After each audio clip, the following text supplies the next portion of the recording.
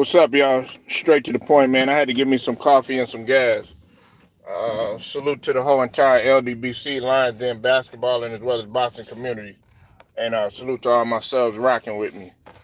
Please hit the like button, sub to the channel if you're not a member. Also hit the notifications to get all of my content as well as all of my videos.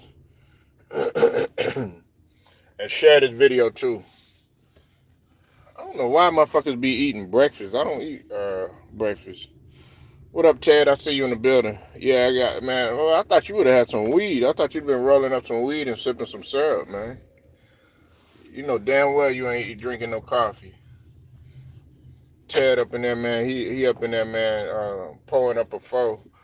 Probably got the red or the orange, the purple. Probably fuck around and got the green too. Yeah, you do. Nah, but you ain't drinking no coffee, though. You up in there sipping syrup and shit. Or probably got some Hennessy. Some of that Hennessy privilege or some white Hennessy or something. You know damn well you ain't drinking no coffee, though. What up with it, Alex? I see you in the building, man. You showed up early for this talk. Let me talk about the Pistons, man. Now, as you know, I did have the Pistons doing a lot better than what they're doing right now. I want to give a shout out to the brother who is Hendo. Definitely go sub to Hendo, like his channel. Definitely on it when it comes to the basketball talk.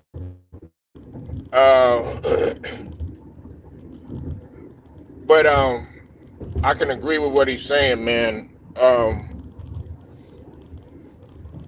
Listen, man, Cade Cunningham, of course, he's I think he's shooting about 48% from the field, and he's averaging about 24.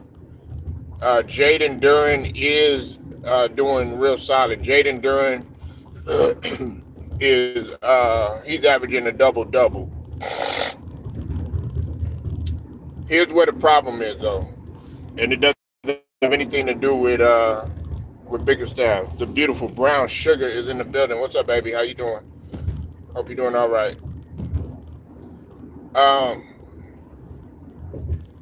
Listen, the problem is Tobias Harris. Okay, I'm hearing that a lot of fans are disgusted with Tobias Harris's play. He's only shooting like 34%.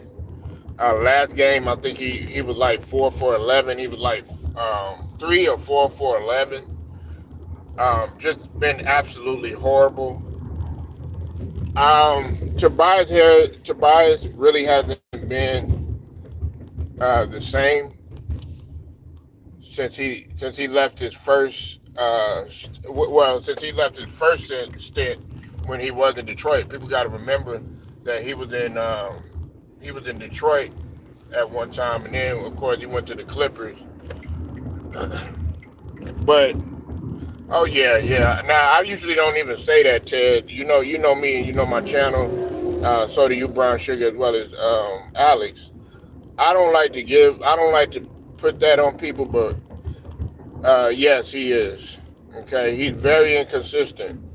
Cade Cunningham is doing all that he can do. Now they're not losing. Like I want people to understand that it's not like they're getting blown out.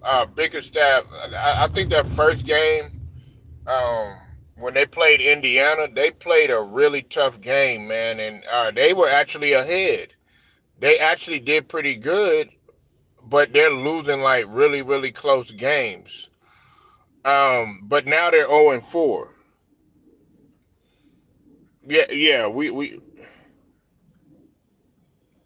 Nah, he hasn't, man. He'll go on a stretch, especially with us, man, with the Sixers.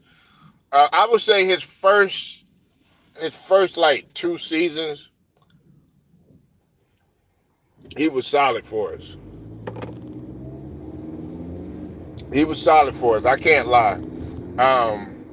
He was giving you rebounding, did pretty solid on defense, and he actually shot a decent percentage. But like last season, right? What Tobias was doing is he'll play good one game, then he'll get hurt, he'll be out for a little bit, he'll come back, he got to get himself back into the swing of things. And the thing about it is he's getting the minutes. Like, he's getting more minutes than what he really should be getting, man. Like, he's getting like 35, 36 minutes. And I'm like, why would you, you don't even deserve that many minutes. And like I said, man, I used to like Tobias because, Tobias doesn't really, he's to himself. He doesn't really say too much, you know what I'm saying? When he was, really in his prime and stuff, he would just be a lunch pail type of guy, just blue collar. Blue collar, get the holler, make them holler, get the dollars, you feel me?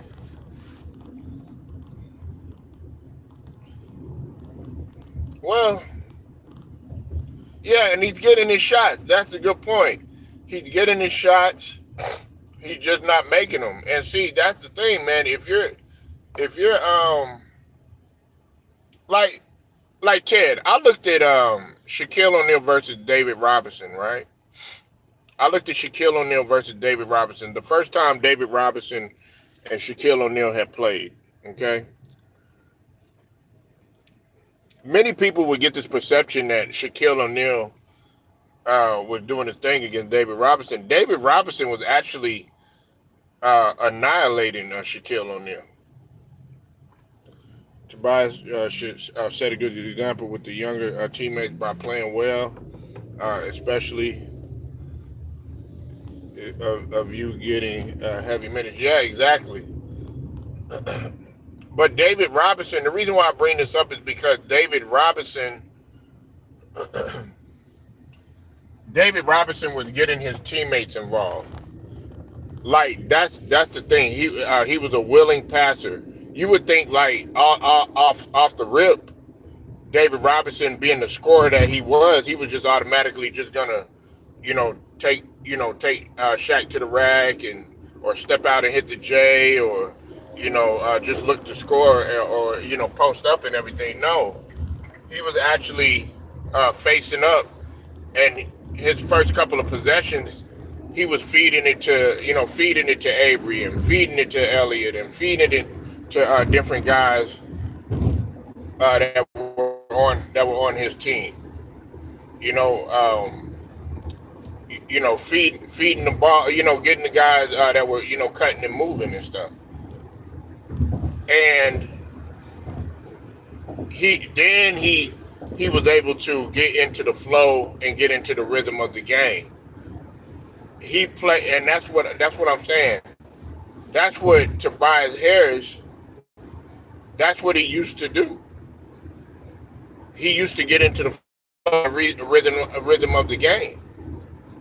And I like that point that you said, Ted, about the younger players watching the older players. See, I was playing the undersized 3 and the 2 because coach didn't want the 1.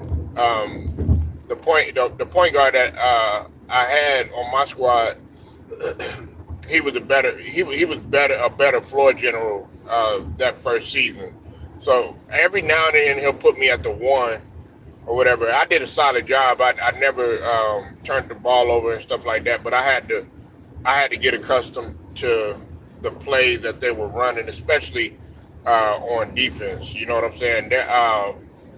They were running certain stuff that at the pro level I didn't really grasp the concept my rookie season or whatnot. So he put me at the undersized 3. And then when I got a chance to really, he was like, look, you could just be a floater, what you call a floater, or you know what I'm saying, somebody that, or a point forward. pretty much. You know what I'm saying? And if I got the ball or whatever, them guys be like, hey, give it up, da da da da. I would still take that motherfucker, but then I get it up the court and give it up or whatever. But I wanted to show him that I could handle the ball without getting ripped or cookies and all that other stuff or whatever. Sometimes I'll take it coast to coast. More often than none, I'll either draw the foul or pull up or something like that. But the thing about it is I had to learn from the guy that was playing because I was coming off the bench and I was playing behind a dude like he could just get buckets. He was older, but he could get buckets. But he would get into the flow of the game. Chubby Sugar. Chubby Sugar. It made me want to sing. Chubby Sugar, chubby, chubby sugar. Chubby Sugar, chubby, chubby sugar. I like that name. You know what, man? I like that name, man. I'm going to give you a wrench. I don't know if you're a female or a male, but I'll give you a wrench. Just because I like that name, you know what I'm saying?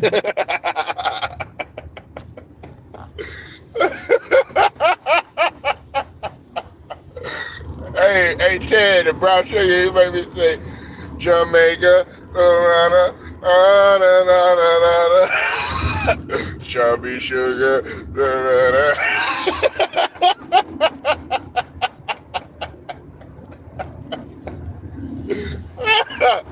I like that name, man. Chubby Sugar. Come in, Chubby Sugar. Man, you go to a family reunion, man. Come in, Chubby Sugar. Come in now. Could you imagine Bernie Mac? Come in, Chubby Sugar. Come in now.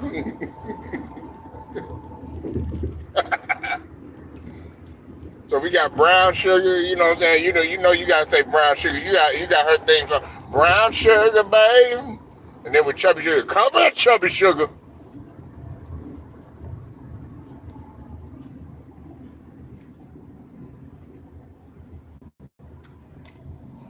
Sounds like a Diddy party, a stripper. Oh man. But yeah, man. I had to learn, and that's what Tobias has. You're right about that. He needs to set the example. Um, he does need to set the example.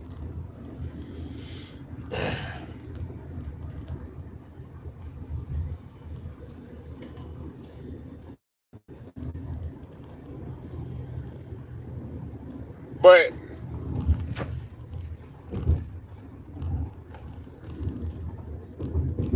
I'm gonna say this too. I like the way Bernie Bickerstaff has been coaching now. It's gonna take some time. He got to know what situation he walking into. We got to see what Trajan Langdon is doing in the front office. What? Yeah, they did, man. Him, man. And they got Paul Reed too, and they also got Tim Hardaway Jr. Like they got a lot of guys, that were pretty much expendables. I like to call them the expendables, the rejects. You know what I'm saying?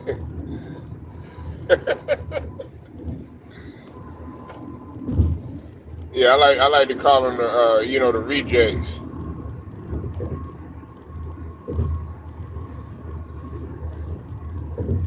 Yeah, he got a raw deal, but if Dallas don't win,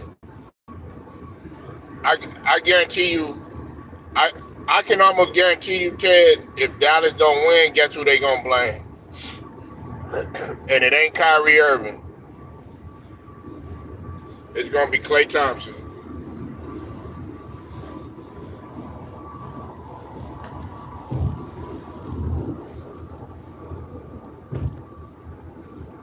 It's gonna be Klay Thompson.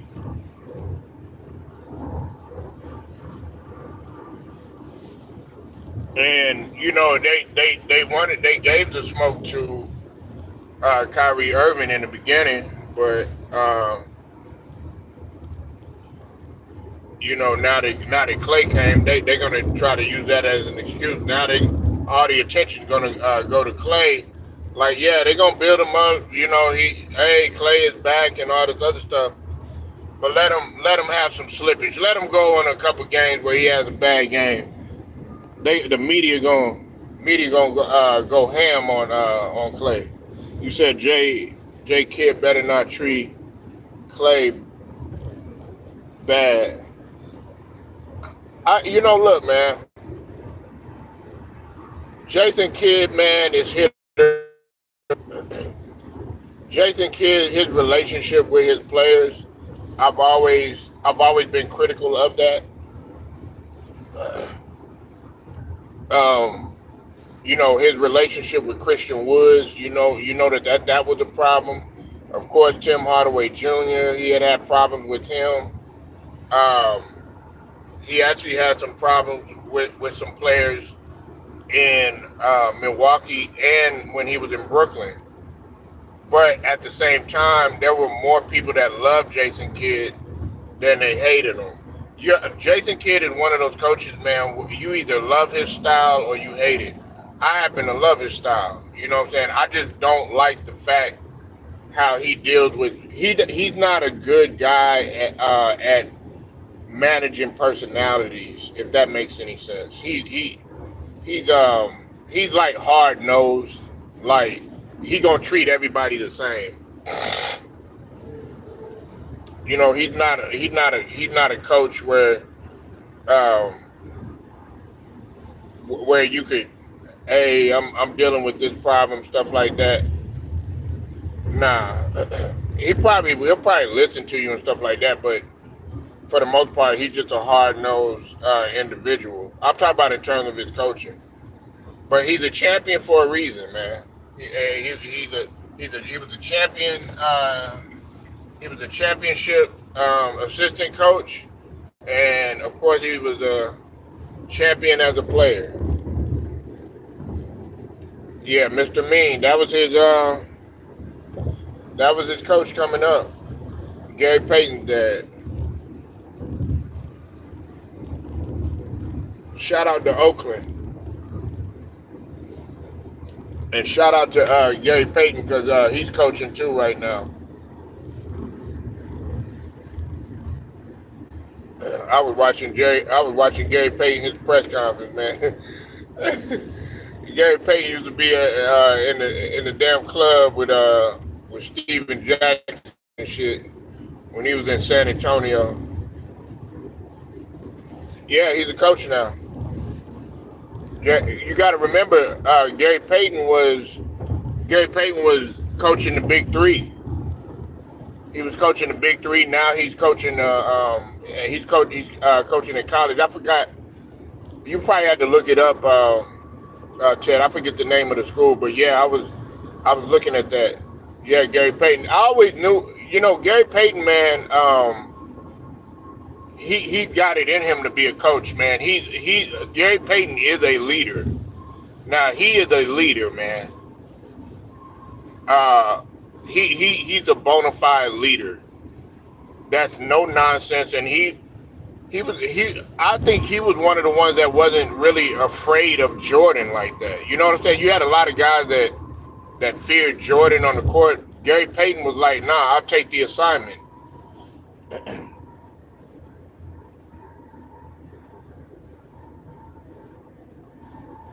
Well, who? Sam Perkins? Or Kendrick Perkins?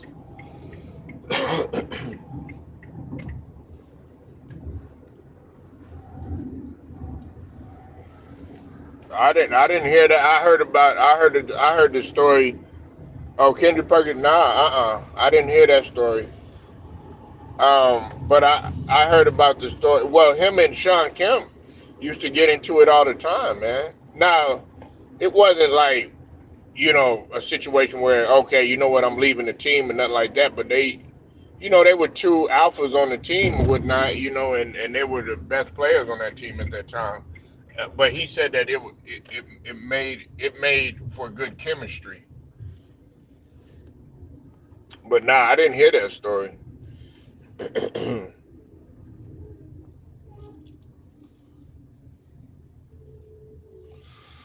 What happened, man?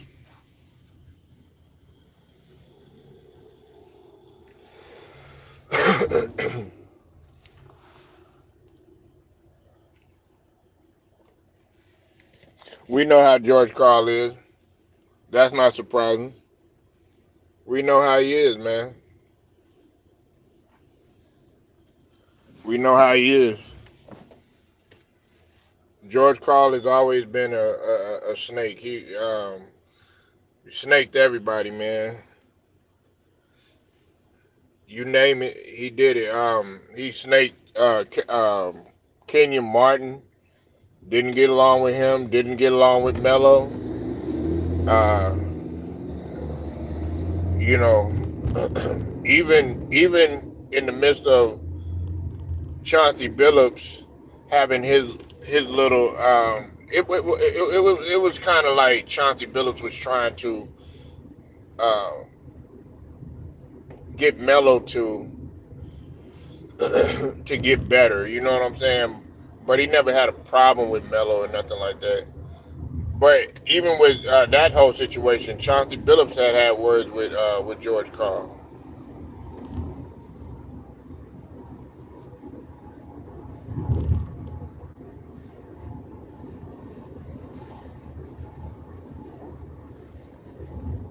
Oh, really? Dang. Was this when he was this what team was he playing on? What team was Perk playing on? Because I know he played. At first, he was in OKC. It had to be. It was in Boston, wasn't it? Because I forget. A lot of people forget that Gary Payton played in Boston too. He played in Boston, Miami, San Antonio. Yeah, man. Hey, man. Man, low key. Gary Payton was started to become a journeyman, man. Man, I remember when him and D Wade got into it. I remember when him and D Wade was about to fight.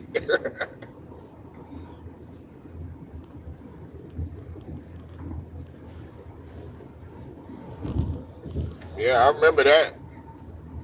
Nah, I didn't know that, man. I didn't know that story. Thanks for filling me in, man. All right, man. Let me switch gears real quick, man. I'm gonna talk about Jay Prince, right?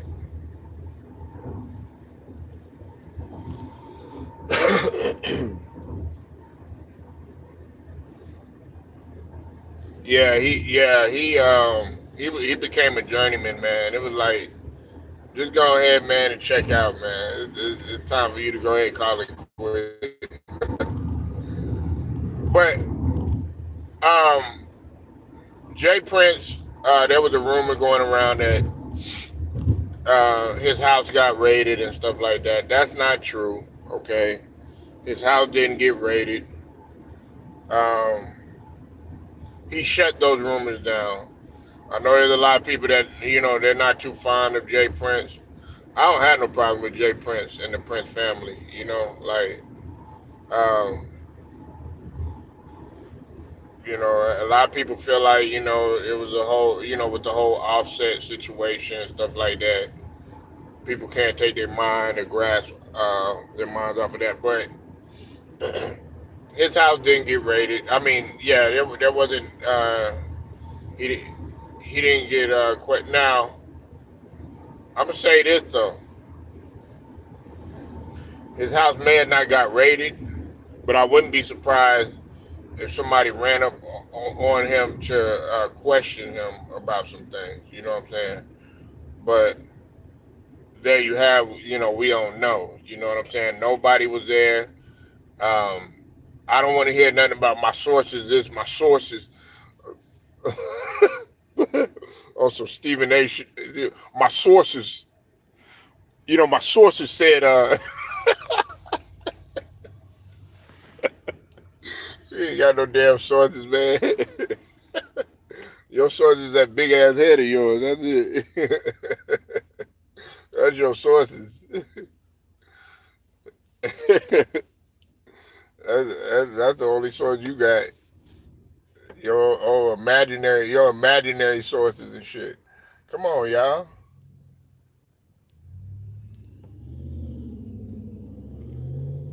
What is going on with these guys? Oh man,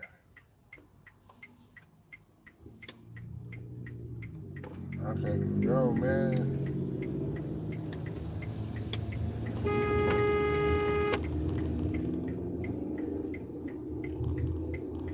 What are you doing? Yeah, he ain't had no sources.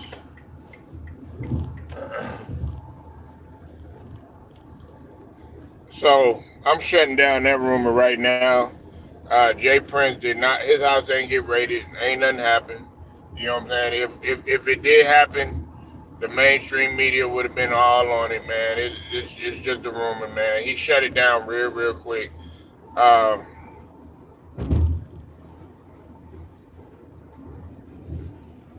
and that's what he had to do, But we like whether you like him or not, you know what I'm saying. He's still a powerful dude. He's still a powerful dude. You know what I'm saying. Jay Prince is, but like I said, man, I don't have no problem with Jay Prince. A lot of people feel some type of way about Jay Prince, man. Do I like everything that he does? Do I agree with everything? No, I don't. Are there some things that I kind of look back and I question on? Yeah, but I'm not getting on here saying like, yeah, I can't stand Jay Prince and all this other stuff. Like some people, there's some people that go on a tangent saying how much they can't stand Jay Prince, how much they don't like him. But that's not me. I don't have nothing against the brother. You know what I'm saying? I mean, he's one of the best to do it. You know what I'm saying? In terms of getting a lot of people, giving a lot of people that start and everything. It's interesting though. They were playing like at the Rap a Lot boxing gym where South Walker was at. They were playing "They Not Like Us" in the gym, and I thought that was kind of crazy that they would play that song. They were playing "They Not Like Us" in a Rap a Lot gym where Sauce Walker was training. He's supposed to be training for his boxing match that he gonna have with Go Yayo.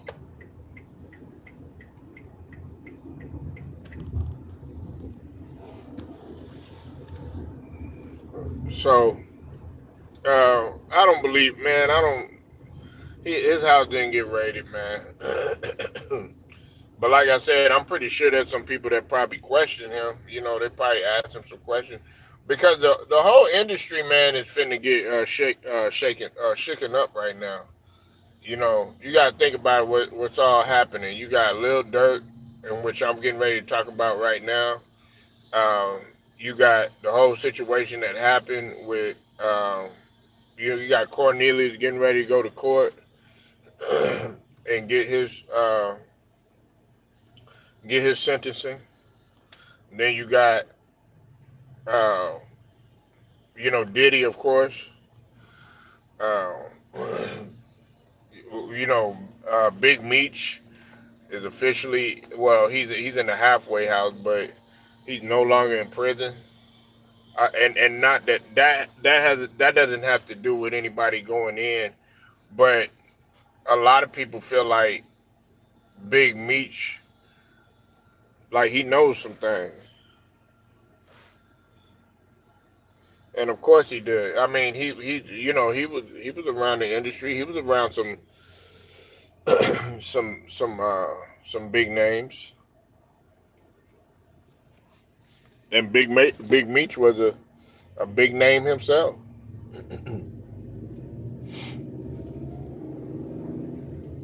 But I want to know. This is what I want to know. I want to know who the conspiring witness is in the Durk case. We already know that OTF Jam. He. Oh yeah, he was. We already know that OTF Jam. He wore a wire and all that other stuff. But there is a number two. There's a number two conspiring witness. Um, and I'm going to tell you this though.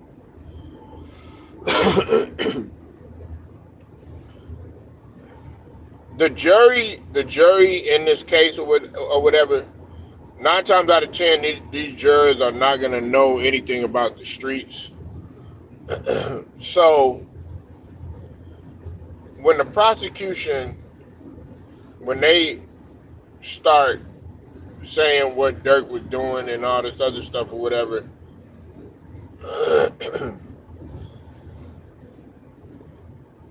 the guy or the person would have to be like, yeah, Durk, because of the money and stuff, because they got a video of that's surfacing, of course, of them counting money, him OTF Jam and stuff, and this was like a little bit. This was prior to the shooting that took place of Quando Rondo's cousin, and they were celebrating, all this money and stuff like that. If they say, okay, yeah, we got that money to do whatever we needed to, or whatever took place out there in Melrose, California, then it's a wrap for Durk, and possibly he could be looking at the death penalty. And this is my thing too. I need to talk about that. Why the hell you in Melrose doing that? I was talking to Cypress about it. Shout out to Cypress, man. But why the hell you over there in Melrose anyway? Like, what the, like, dog, I'm talking about causing a scene. Like, nigga, y'all already look suspect.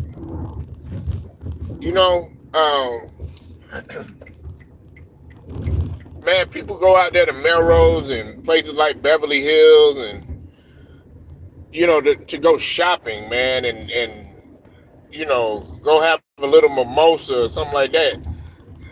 Like, but there was a guy on there that got on the news. He was saying that there had been a couple of shootings or incidents that have taken place out there, and over the last couple of years, it's increased. But I'm saying though, man, like if I'm out there, Ted, my polo shirt is buttoned up to the collar. I'm gonna have me some khaki shorts, some fresh white Force twos, or some Air Force non-prescription glasses. You look somewhat studious. You know what I'm saying? Make sure that my hair is cut.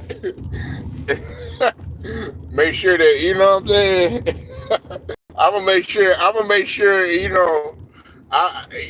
Everything. I'm clean shaved. You know what I'm saying? You know what I'm saying? No white beaters and none of that stuff, man. I'm talking about just straight studios out there and I'm talking about, that's the thing. You up in there, you already looking suspect, man. These people are already going to automatically assume something.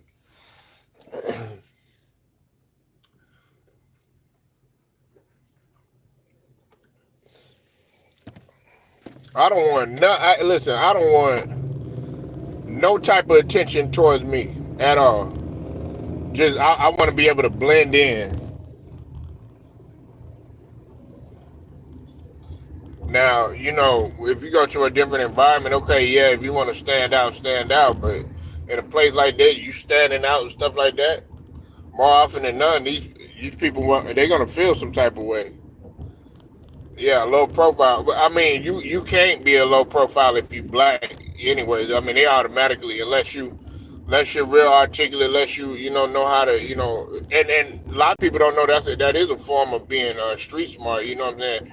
Being able, hey Ted, driving the limit. You know what I'm saying? Like if you up in there, you got keys in your whip or something like that. You know what I'm saying? Or you got some drugs or something like that, man. Drive the limit. You know what I'm saying? Like, but y'all want to be all wild. You know what I'm saying? Lighting it up. Smoking in the car and shit. They automatically you think that these people can't smell that shit? They can smell that shit.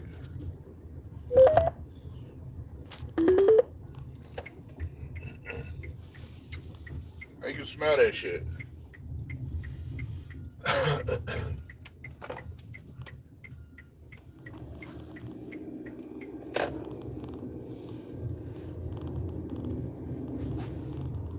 Yeah, man. Go get your stuff cut. Listen, man. I remember. I remember one time, man. I got pulled over, and I was smoking. You know what I'm saying? Like, and like I was smoking I was smoking a little weed, but I also had black and mild too. And this was in my playing days and stuff. And man, I was riding out of town, man. I was speeding though, man. Ted, I was high as hell. I was high as hell, man. And man, I was smoking in the car and stuff, man. State trooper had pulled me over. I had put it out and everything like that, man. And he said,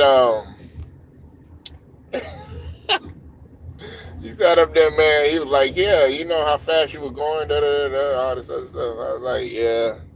I'm sorry, man. Just was in a rush to get somewhere. And and he started sniffing and stuff. He said, yeah, he said you seem kind of nervous and all this other stuff. He was like, no, no, I'm good. He was like, he said, have you been smoking and all this other stuff? I was like, nah, man. I said just a little black and mild. You know what I'm saying? Hey, you know what he hit me with, Ted? He hit me with the matumbo. He said, no, no, no. Like, I promise, I put this on my life, man. He said that. He said, no, no, no. I know what a black and mild smells like. He's like, yeah, that smells like something else. But in my head, I'm like, well, motherfucker, if you know what it smells like, then what you asking for? I wanted to say that, but I didn't. Nah, I was like, nah, man. And yeah, needless to say, man, he he checked it out, man, and you know, that ended up happening, man. I ended up, getting a little misdemeanor or whatever, you know what I'm saying? But yeah, he was taking out. Look, he was like, yeah, no, no, no. I'm like, motherfucker, yeah. I'm like, nigga, if you knew I was smoking, then what the fuck you asked for?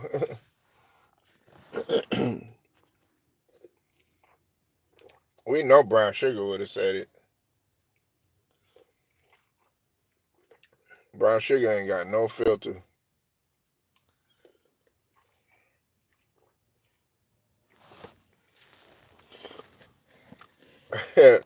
Brown Brown sugar would have had us locked up under the jail. But nah, she probably would have like, look, let me pull my shirt down just a little bit, show a little bit of cleavage. She would have like, hi, officer. Women, see, that's why it's good to have one. Oh no. We were on our way somewhere. Well, it smells like weed in here, but hey, these things happen and stuff like that. No problem, officer. And then he'll probably, like, hey, you got a beautiful family and stuff like that. But what he really want to say is, man, oh, that that son of a bitch. Oh man, his wife is so beautiful, man. I'd like to take her somewhere and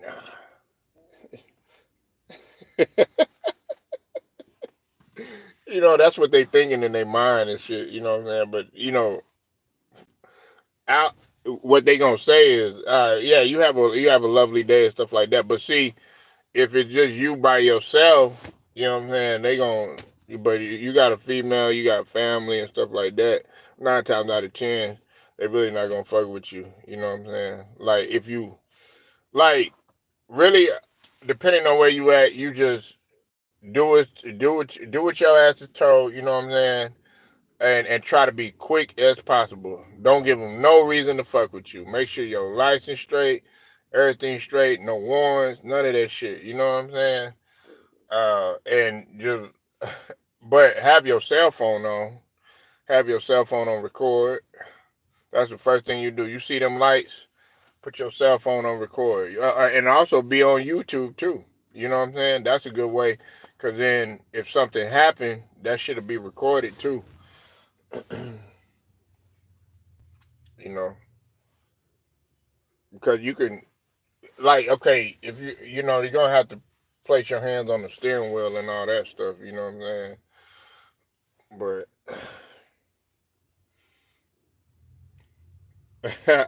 yep, they want, that's a fact.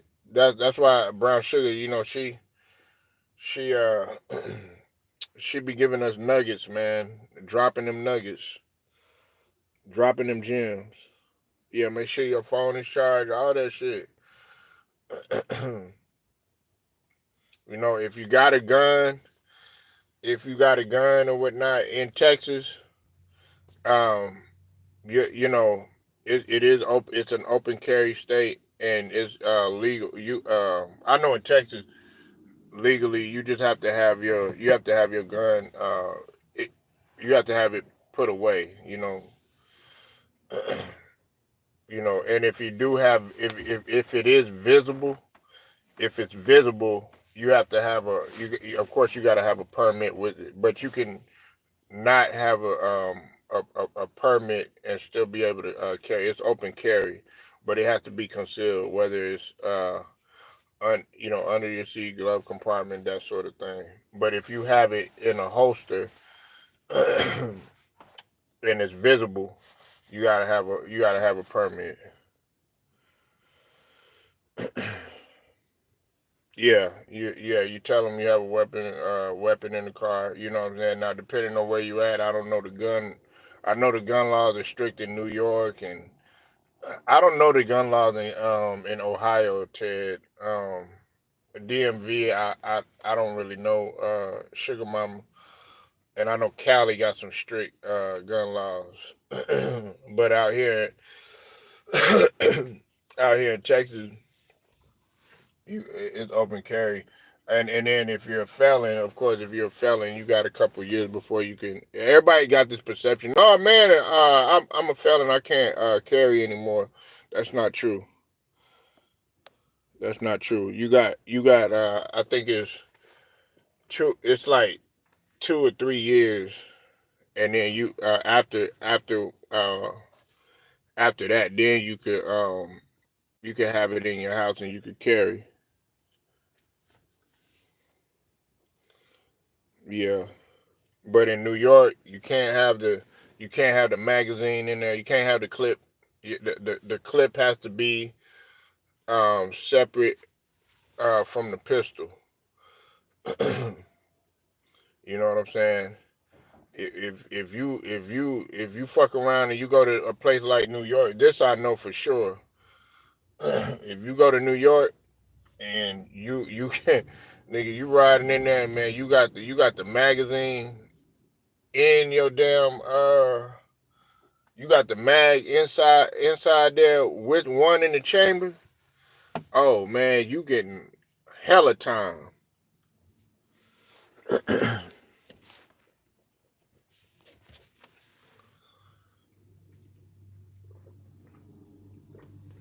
You getting hella time.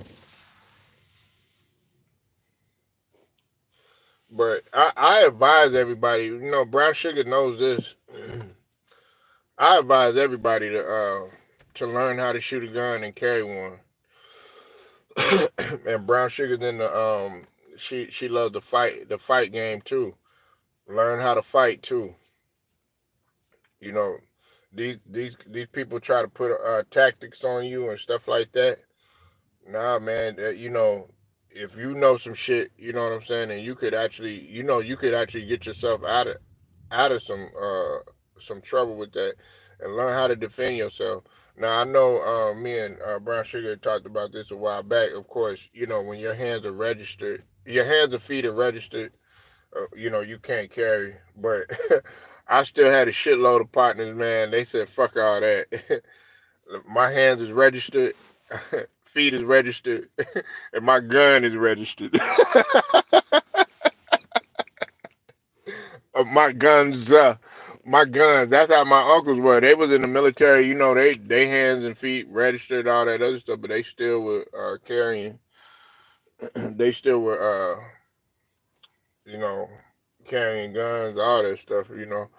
Um, yeah, I'm gonna teach all my kids how to shoot. Because you don't know. Now, I'm not saying go out. I'm not advocating. Okay, yeah, go out there and go just going out there shooting and stuff like that. But to defend yourself, hell yeah. If you're a man and you have a daughter and she's with her husband, the first thing you want to know is can this dude protect the household?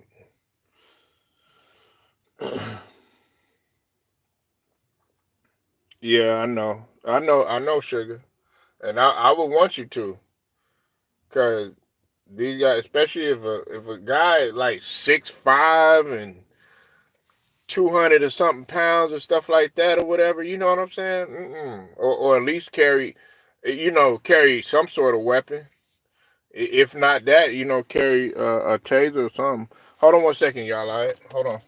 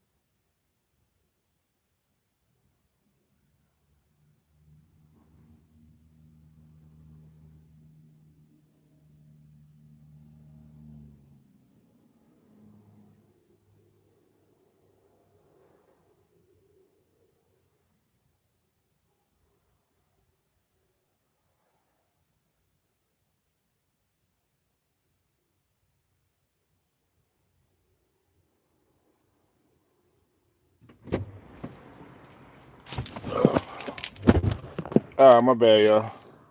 You said 411.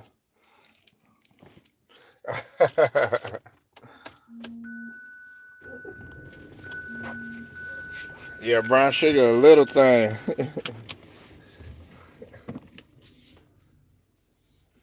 She a little firecracker though.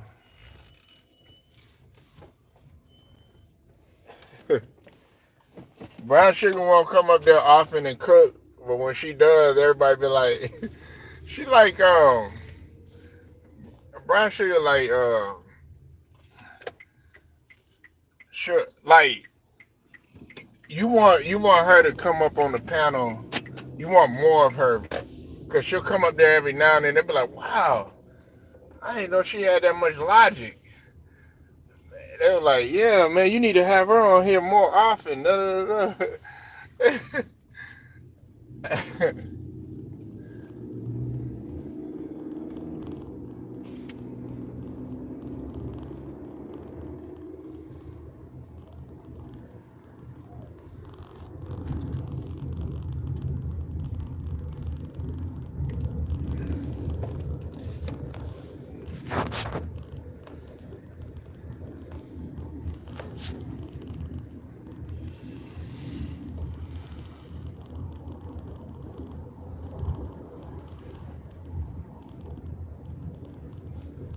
But yeah,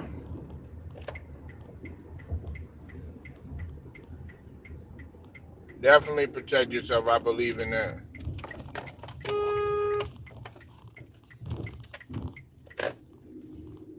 These people be getting up right behind you, man. All right, y'all. I'm gone.